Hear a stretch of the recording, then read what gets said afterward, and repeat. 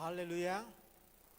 Puji Tuhan, saya percaya sore hari ini Bapak Ibu Saudara, orang-orang yang sudah siap untuk kita beribadah dan juga untuk menerima setiap kebenaran firman Allah. Tuhan kita, Tuhan yang luar biasa. Saudara, hari ini kita akan melihat kebenaran firman Allah di dalam pasal yang kedua, ayat 1 sampai ayat yang ke-10, surat Petrus kepada anak-anak Tuhan, orang percaya yang ada di perantauan. Saudara, sekali lagi ini seri khotbah kehidupan orang percaya yang kita lihat dari surat Rasul Petrus. Kita sudah mulai dari pasal yang pertama, bagaimana bicara tentang pengharapan, iman, dan kasih. Minggu lalu kita sudah juga belajar nilai-nilai kebenaran. Saudara, dalam pasal 1 yaitu bicara tentang kekudusan dan kasih persaudaraan. Dan hari ini kita masuk ke pasal yang kedua, ayat yang pertama sampai ayat yang ke-10, bicara tentang Yesus Kristus, batu penjuru. Bisa sama-sama katakan judulnya ini? 1, 2, 3. Yesus Kristus, batu penjuru. Puji Tuhan. Sekali lagi saya mau ingatkan kepada saudara bahwa surat Rasul Petrus ini ditujukan bukan kepada orang yang belum percaya, tetapi ditujukan kepada anak-anak Tuhan atau orang percaya yang ada di perantauan. Oleh karena itu, saya taruh seri khotbah tentang kehidupan orang percaya. Ada nilai-nilai yang luar biasa yang harus dimiliki oleh anak Tuhan, orang percaya. Dan saya yakin nilai-nilai ini luar biasa karena ini adalah firman Allah. Yang percaya katakan amin. Mari kita akan langsung aja melihat. Kita mulai dari ayat yang ke-6 supaya kita bisa sesuai dengan tema judul Yesus Kristus adalah batu penjuru. Setelah itu kita akan mengikuti konteksnya dari ayat yang pertama sampai ayat yang ke-10. Ayat yang ke-6 kita baca bersama-sama. Sebab ada tertulis dalam kitab suci, sesungguhnya aku meletakkan di Sion sebuah batu yang terpilih, sebuah batu penjuru yang mahal, dan siapa yang percaya kepadanya tidak akan dipermalukan. Saudara, sebab ada tertulis dalam kitab suci, artinya Rasul Petrus dia mengutip ayat ini yang tertulis di dalam Alkitab.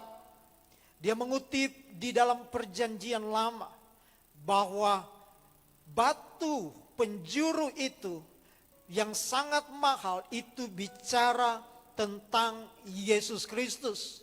Karena siapa yang percaya kepada batu penjuru yaitu Yesus, dia tidak akan dipermalukan. Nah, Yesus juga pernah berkata tentang batu penjuru ini. Di dalam Lukas pasal yang ke-20 ayat yang ke-17 dan ayat yang ke-18. Coba kita baca sama-sama. Tetapi Yesus memandang mereka dan berkata, jika demikian apakah arti nas ini? Batu yang dibuang oleh tukang-tukang bangunan telah menjadi batu penjuru. Barang siapa jatuh ke atas batu itu, ia akan hancur. Dan barang siapa ditimpa batu itu, ia akan remuk. Di dalam Injil Matius juga Yesus berkata dengan hal yang sama tentang batu penjuru. Di dalam kitab Mazmur juga ada ayat berbicara tentang batu penjuru. Dan semua ayat itu jelas menuju kepada sebuah pribadi, yaitu batu penjuru adalah Yesus Kristus. Saudara, batu penjuru saudara adalah sebuah batu fondasi. Meskipun juga itu bukan sebenarnya fondasi. Yang ditempatkan pertama kali diletakkan untuk jadi patokan pengukur sudut bagi keseluruhan bangunan tersebut. Sehingga itu yang disebut batu penjuru. Artinya batu penjuru sebuah batu yang diletakkan di sudut. Batu penjuru adalah batu yang tempatnya di sudut, sehingga tujuannya bangunan itu patokannya mulai dari sudut batu itu. Sehingga akan dapat bangunan itu di saat dia berdiri, maka bangunan itu akan menjadi lurus. Waktu dia naik ke atas juga dia akan lurus. Yang kedua, batu penjuru adalah menghubungkan dua sisi bangunan. Sisi yang satu dan sisi yang satunya. Sehingga mengikat, menghubungkan antara bangunan sisi yang satu dengan bangunan sisi yang kedua. Nah, Bapak Ibu Saudara, mari kita akan mulai lihat ayat-ayat ini dari ayat yang pertama. Kita akan sama-sama belajar firman Allah ini. Saya berdoa saudara belajar, saudara minta Roh Kudus sehingga pemahaman firman Allah bukan diukur oleh cara berpikir kita, sehingga hikmat bukan lahir karena hikmat manusia, tetapi izinkan Roh Kudus mengurapi hidup saudara, sehingga firman Allah yang engkau dengar, engkau terima hari ini mendapat hikmat, pewahyuan, pencerahan oleh karena Tuhan. Nah saudara, kita lihat ayat yang pertama. Baca sama-sama. Karena itu, buanglah segala kejahatan, segala tipu muslihat, dan segala macam kemunafikan, kedengkian, dan fitnah. Haleluya. Nah saudara, jadi harus dimulai. Kata buanglah itu ada hubungannya sebenarnya dengan pakaian. Bagaimana kita melepaskan manusia lama, kelakuan-kelakuan, sifat-sifat yang tidak sejalan dengan firman Allah, yang bertentangan dengan Tuhan. Karena itu buanglah segala kejahatan. Saudara, ada banyak macam kejahatan. Nah saudara, satu kejahatan akan bisa mengakibatkan manifestasi atau perwujudan akan segala kejahatan yang lain. Oleh karena itu, sebagai anak Tuhan, jangan sampai kita membuka diri untuk hidup di dalam dosa atau kejahatan. Oleh karena itu, mari kita buanglah segala kejahatan. Nah, saya kasih contoh bahwa di saat kita lakukan sebuah kejahatan, maka kejahatan itu bisa bermanifestasi atau berwujud kepada dosa-dosa yang lain. Tujuannya apa? Kalau kita paham ini, kita tidak akan sembarang melanggar kebenaran firman Allah. Saya kasih contoh. Orang yang tamak atau orang yang hidup dalam ketamakan, ini kejahatan, ini dosa. Kalau dia tidak pernah membuang ketamakan ini, maka akan terjadi manifestasi perwujudan dosa-dosa yang lain. Apa itu? Orang itu akan menjadi kikir. Alkitab katakan orang kikir, ya tidak akan memiliki kerajaan Allah. Orang yang tamak itu akan berusaha mati-matian untuk mencari uang. Uang adalah segalanya. Karena dia pikir segalanya memang perlu uang. Saudara, memang benar. Tapi saya percaya Tuhan adalah segala-galanya. Amin. Sehingga uang akan datang dengan segala-galanya bagi hidup saya dan saudara. Dari segala macam arah. Kata Alkitab, dia akan perintahkan. Nah, orang akan mati-matian untuk mencari uang. Akan menghalalkan segala cara dalam mendapatkan uang. Korupsi nggak apa-apa. Nyerempet sedikit nggak apa-apa. Karena ketamakan. Menindas ya lain pegawai dan semuanya untuk mendapatkan upah. Ya tidak, kalau hal-hal yang rohani tidak akan memberikan persembahan. Saudara, atau tidak akan mengembalikan milik Tuhan. Ini ciri-ciri orang yang tamak.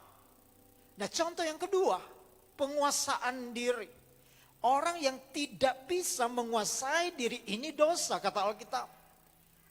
Maka hidupnya, makan adalah segala-galanya.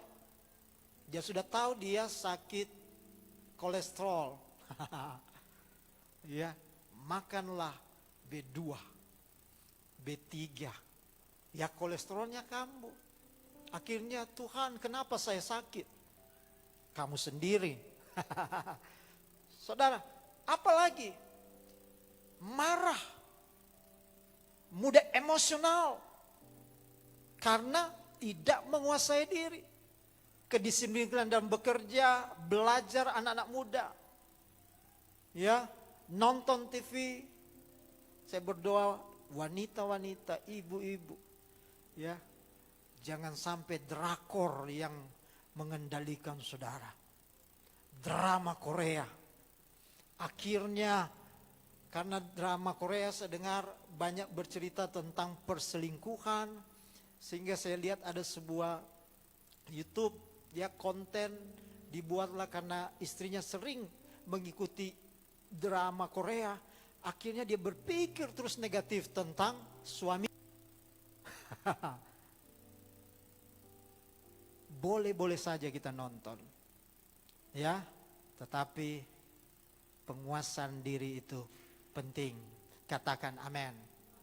Saudara, yang kedua di situ dosa, ya kejahatan tipu muslihat. Ya, sekali lagi, yang pertama kejahatan, segala macam kejahatan ini bicara tentang orang-orang yang punya keinginan menyakiti orang lain. Yang kedua tipu muslihat, bicara tentang tipu daya, dusta, pembohong dan lain sebagainya. Ketiga, kemunafikan, kepura-puraan, sandiwara, ya suka menjilat, ya kasih yang palsu, persahabatan yang palsu. Ini orang yang munafik bermuka dua. Yang keempat, kedengkian. Kedengkian ini sama bahasa aslinya dengan iri hati.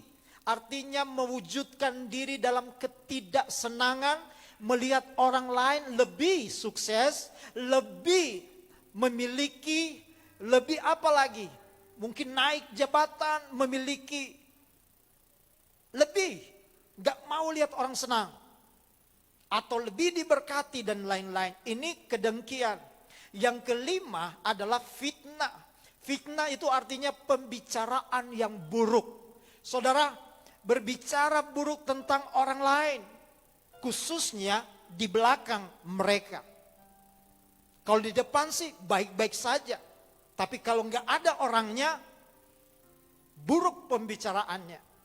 Nah saudara, 5 dosa ini harus dibuang. Katakan dibuang. Dibuang. Dilepaskan. Kalau baju dilepaskan. Ditinggalkan. Karena ini sangat penting. Menjadi pertanyaan, kenapa kok 5 dosa ini yang diangkat dalam pasal ayat 1 ini? Karena 5 dosa ini berhubungan dengan persekutuan orang percaya.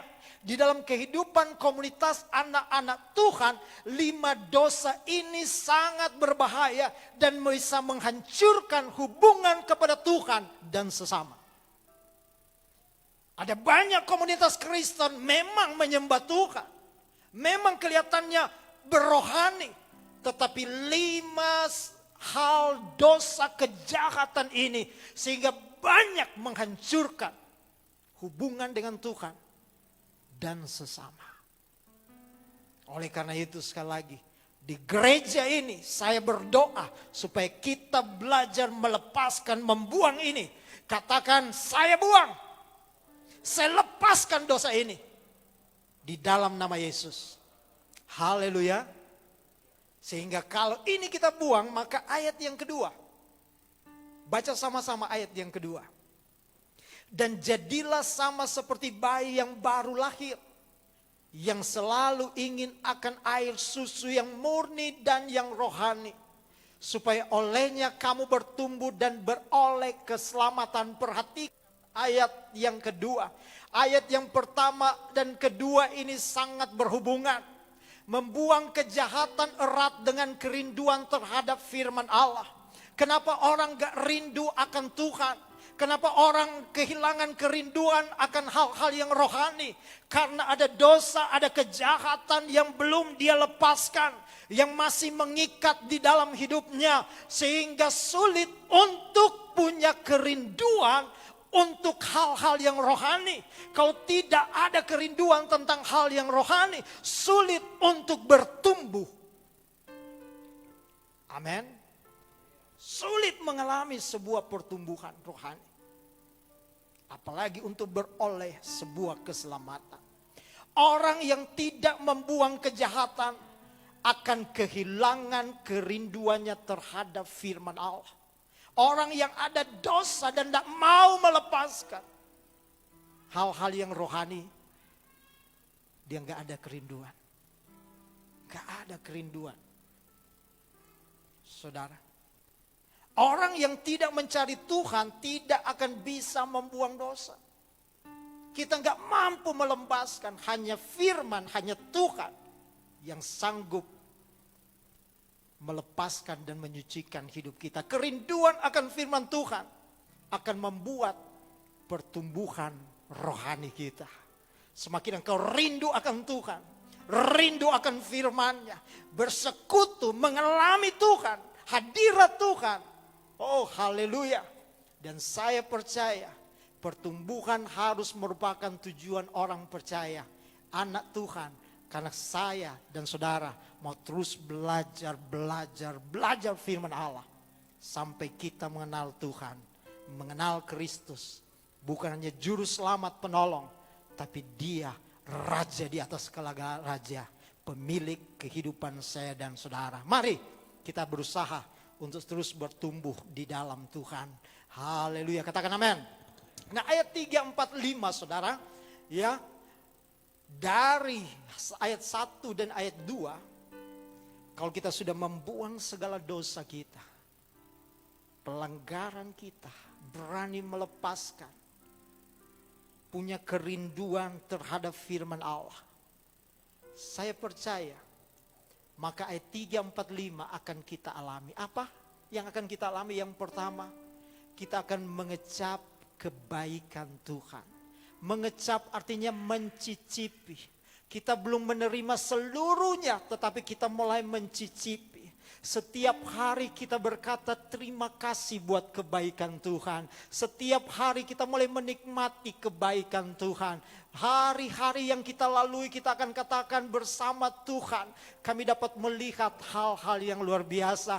Karena Tuhan beserta denganku. Kita akan menikmati, mengecap kebaikan Tuhan. Apa itu kebaikan Tuhan? Yaitu kita bersyukur karena kita sudah ditebus oleh Tuhan. Kita sudah mengalami sebuah pengampunan oleh Tuhan. Kita sudah didamaikan dengan Tuhan. Kenapa? Kita orang berdosa. Kita orang yang tidak punya pengharapan. Hidup kita jahat. Hidup kita tadinya gak ada artinya. Tetapi waktu kita sadar, kita mulai melepaskan baju lama kita. Kita mulai membuang dosa. Haleluya. Dan kerinduan kita akan Tuhan mulai tumbuh. Hal-hal yang rohani mulai kita nikmati. Hadirat Tuhan mulai kita rasakan. Betapa indah keselamatan itu akan terus mengikuti hidup kita. Karena kita tahu, kita percaya hanya Yesus, hanya firman yang sanggup mengubahkan setiap hidup saya dan saudara. Hanya Yesus. Dia Tuhan yang luar biasa. Sehingga ada lagu katakan, kecaplah dan lihatlah betapa baiknya Tuhan. Kita gak akan nyanyikan itu. Yang kedua, apa yang kita bisa dapat saudara? Ayat yang keempat di sana dikatakan, dan datanglah kepadanya, kepada Yesus, Batu yang hidup itu, yang memang dia dibuang oleh manusia, tetapi yang dipilih dan dihormat di hadirat Allah. Yang kedua, orang yang sudah membuang dosa dan punya kerinduan terhadap Tuhan, firman, dia akan selalu datang mendekat kepada Tuhan. Alkitab katakan orang yang mendekat kepada Tuhan, dia akan mendekat. Kita akan selalu ingin dekat dengan Tuhan. Karena dia batu yang hidup. Batu bicara tentang keras. Batu bicara tentang sebuah kekuatan. Kalau kita datang karena Kristus adalah batu karang yang teguh. Dan dia adalah batu yang hidup. Haleluya. Ayat yang kelima. Dan biarlah kamu juga dipergunakan sebagai batu yang hidup. Untuk pembangunan suatu rumah rohani. Bagi suatu imamat kudus. Untuk mempersembahkan persembahan rohani. Yang karena Yesus Kristus berkenan kepada Allah. Jadi saudara, kalau kita datang kepada batu yang hidup yaitu Kristus. Maka tujuannya, izinkanlah batu yang hidup itu akan pergunakan saudara dan saya. Menjadi batu katanya. Yang hidup juga untuk pembangunan suatu rumah rohani. Artinya saudara harus jadi alat Tuhan.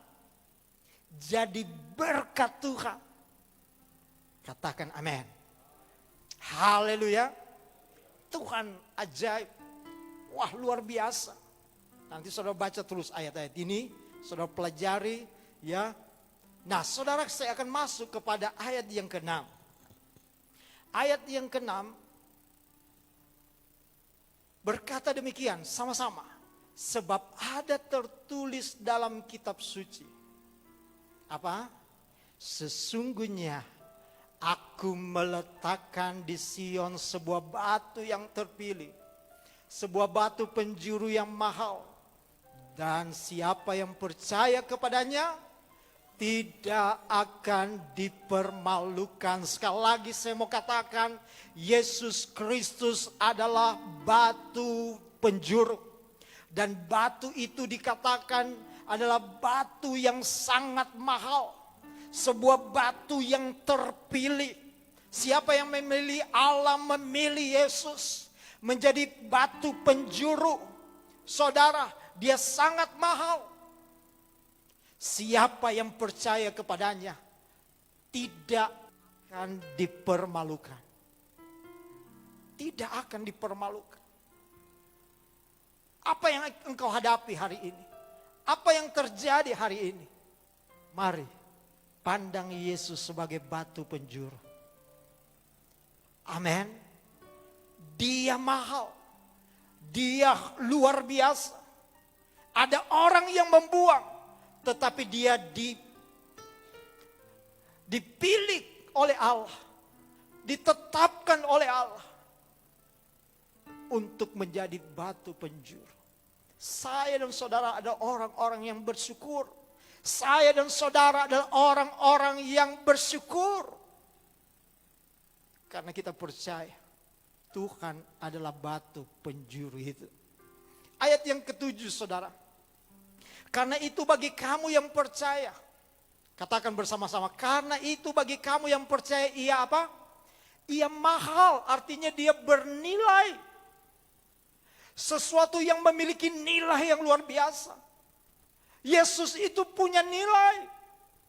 Yesus itu sesuatu yang berarti buat hidup saya dan saudara. Orang kalau melekat dosa dalam hidupnya, maka dia akan melihat batu itu batu biasa. Tetapi kalau saudara percaya kepada batu itu, saudara tidak akan dipermalukan. Karena batu itu batu yang mahal. Batu yang bernilai. Tetapi bagi mereka yang tidak percaya, di sana dikatakan apa? Batu yang telah dibuang oleh tukang-tukang bangunan telah menjadi batu penjuru, juga telah menjadi batu sentuhan, dan juga suatu batu sandungan. Saudara perhatikan ayat-ayat ini, Bagi orang percaya, maka dia menjadi batu penjuru. Dia sangat mahal. Dia berarti. Tetapi sebaliknya bagi orang yang tidak percaya, dia bukan jadi batu penjuru, tetapi jadi batu sentuhan dan batu sandungan. Apa itu batu sentuhan? Batu sentuhan adalah sebuah batu ya yang memukul.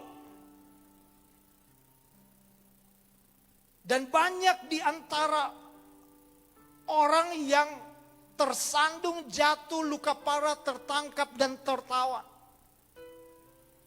Bagi orang yang tidak percaya. Saudara. Nah saudara, bagi orang percaya, batu itu menjadi batu penjuru, menjadi patokan hidupnya. Dia akan bergerak arahnya sesuai dengan batu itu. Kalau dia mulai melenceng, maka dia akan kembali kepada posisinya. Karena batu penjuru adalah patokan. Sehingga rumah bangunan itu tidak miring, tidak bengkok. Dan bisa menghubungkan kedua sisi. Sebaliknya bagi orang percaya saudara. Ternyata batu itu bisa menjadi batu sentuhan. Atau batu sandungan. Batu sentuhan artinya batu yang memukul. Saudara. Dan coba kita lebih jelas ayat yang ke-8. Mari kita baca ayat yang ke-8. Ya, bagi orang percaya seperti apa yang dikatakan batu yang tersandung. Ayat 8 sama-sama baca. Mereka tersandung padanya karena mereka tidak taat kepada firman Allah.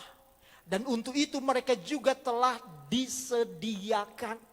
Saudara, sekali lagi, bagi orang percaya dia batu penjuru. Tetapi bagi orang yang tidak percaya kepada Kristus, ya sekali lagi ayat-ayat ini, firman Allah ini bukan bicara kepada orang yang belum percaya. Tetapi surat Petrus ini bicara kepada orang-orang Kristen, orang-orang percaya yang ada di perantauan. Ya ternyata bagi sebagian orang Rasul Petrus mendorong supaya Yesus jadikan batu penjuru. Kalau tidak maka dia akan menjadi batu sentuhan atau batu sandungan. Tadi pagi saya sudah kasih contoh kalau sini ada batu. Kalau bagi orang percaya batu itu akan jadi patokan untuk kita melangkah sebagai anak Tuhan. Tapi bagi orang yang tidak percaya, artinya yang dimaksud tidak percaya kepada firman Allah, dia akan menjadi batu sandungan. Setiap kali dengar firman Allah, tak tersandung. Setiap kali dengar firman Allah, tak tersandung. Karena apa? Karena setiap kali dia dengar, setiap kali dia baca firman Allah, kenapa dia tersandung? Karena dia tidak pernah melakukan firman Allah. Firman Allah hanya sebatas dia tahu. Dan dia mulai pilah-pilah. Kalau ini saya ikut, kalau itu enggak. Ya, oleh karena itu dia tersandung. Karena dia tidak taat kepada firman Allah. Saudara, saya dorong saudara sebagai anak Tuhan, mari. Setiap firman Allah yang saudara baca, saya dorong engkau baca firman Allah. Ada berapa ribu janji. Kalau bicara janji kita, wah yes. Baca Alkitab, janji firman Allah. Kesembuhan, yes. Ya, ada jalan keluar, yes, amin. Tetapi enggak pernah melakukan perintah Tuhan. Pemuritan.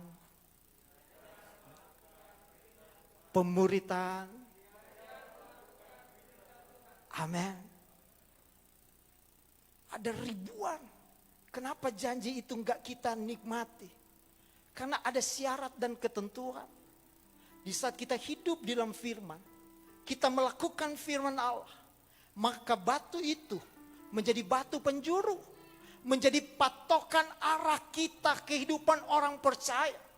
Tetapi di saat mulai kita enggak lakukan firman Allah, kita akan tersandung. Saudara, kalau firman Allah berkata mengampuni, tidak ada alasan untuk kita menolak. Seberapa hidup, wah terlalu menyakitkan Pak Pendeta. Pak Gembala terlalu menyakitkan, dia terlalu menyakitkan hidup saya.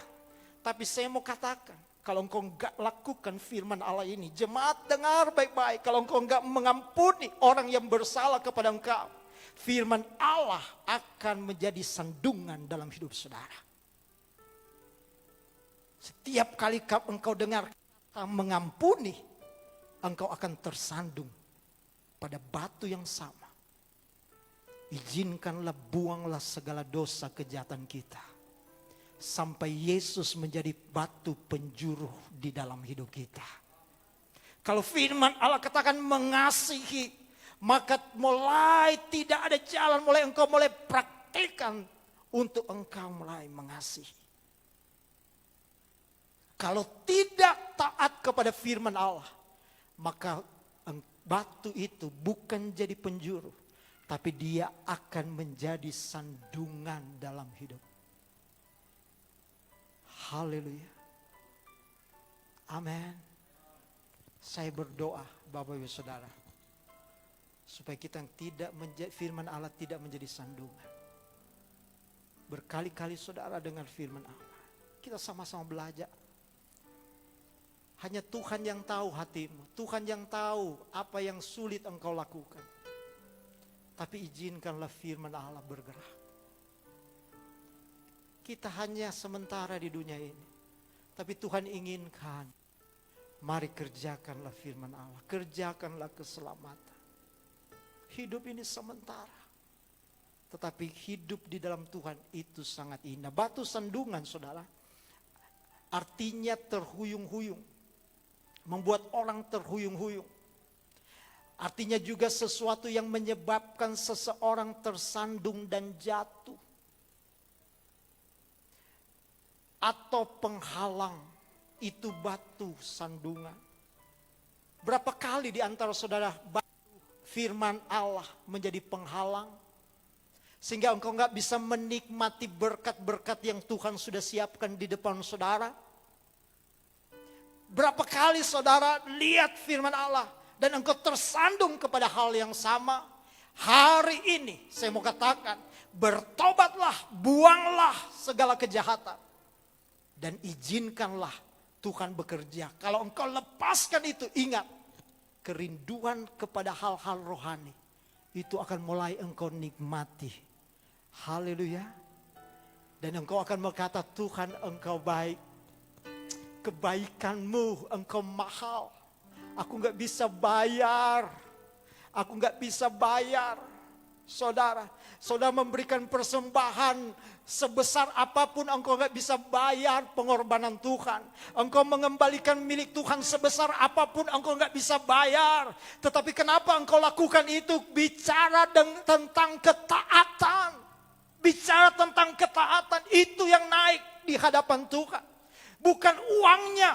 Saudara beri untuk pembangunan, bukan uangnya naik ke sorga, tetapi ketaatan saudara, respon saudara terhadap firman Allah.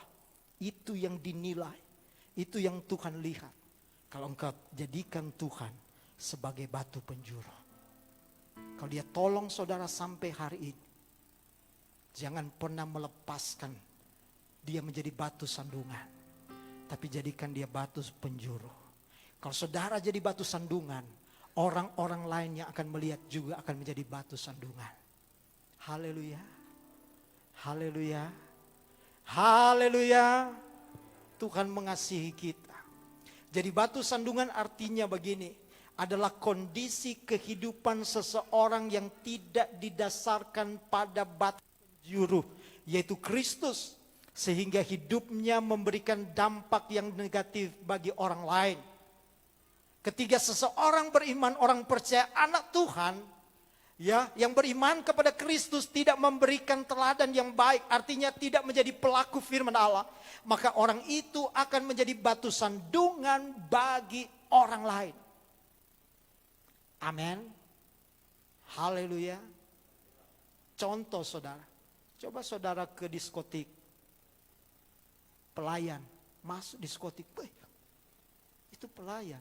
Kok diskotik? Saudara sudah tersandung, orang lain juga melihat tersandung, saudara. Tetapi hari ini Kita percaya kita adalah orang-orang yang percaya kepada Tuhan. Boleh katakan amin? Haleluya. Saudara, kalau ini terjadi, maka ayat 9 dan ayat yang ke-10, ayat yang terakhir, akan kunci dengan ayat yang ke-9 dan ayat yang ke-10. Baca sama-sama. Tetapi kamulah bangsa yang terpilih, imamat yang rajani, bangsa yang kudus, umat kepunyaan Allah sendiri. Oh, luar biasa. Supaya kamu memberitakan perbuatan-perbuatan yang besar dari Dia, yang telah memanggil kamu keluar dari kegelapan kepada terangnya yang ajaib. Orang yang hidup taat kepada firman Allah akan memberitakan perbuatan. Kenapa dia bisa memberitakan perbuatan yang besar? Karena dia sendiri mengalami hal-hal yang besar bersama dengan Tuhan. Haleluya. Sehingga ayat yang ke-10, kamu katakan nama saudara. Sekali lagi katakan nama saudara. Luki, yang dahulu bukan umat Allah. Waduh, bayangkan kita yang dahulu. Tetapi kontras. Tetapi yang sekarang telah menjadi umatnya. Yang dahulu tidak dikasihani. Tetapi yang sekarang telah beroleh belas kasihan. Dulu kita bukan umat Allah. Dulu hidup kita di dalam kegelapan. Tetapi Tuhan panggil kita keluar dalam kegelapan kepada terangnya yang ajaib. Itulah eklesia, keluar. Tuhan panggil, itulah gereja. Dipanggil keluar dari kegelapan kepada terangnya yang ajaib. Dulu kita bukan umat Allah. Dulu kita tidak dikasihani. Tapi sekarang kita umat Allah. Kita orang-orang yang mengalami, memperoleh belas kasihan dari Tuhan. Haleluya. Dan kalau kita mengalami terus belas kasihan, rindu akan Tuhan, maka hadirat Tuhan akan memulihkan setiap hidup saya dan saudara. Kita akan menjadi bangsa yang terpilih, imamat rajani, bangsa kudus, umat kepunyaan Allah yang sudah memanggil kita keluar dari kegelapan, dari perbudakan dosa, dari masa lalu kepada terang kehidupan yang benar. Itulah kebenaran firman Allah. Tujuannya Allah untuk memberitakan. Katakan memberitakan. Beritakanlah firman Tuhan. Bukan hanya lewat perkataan, lewat tindakan saudara. Di rumah saudara, di pekerjaan saudara, usaha saudara, bertemu siapa saja, anak-anak muda, dalam komunitas, dimanapun engkau berada. Beritakanlah firman Allah. Bukan hanya lewat mulut, tetapi tindakan kehidupan saudara sebagai anak-anak Tuhan. Ada tanda Kristus dalam hidupmu. Karena engkau dan saya orang-orang yang sudah dipanggil keluar dari kegelapan. Haleluya. Puji Tuhan. Tuhan Yesus memberkati kita semua. Biarlah firman Allah ini meneguhkan kita semua. Haleluya.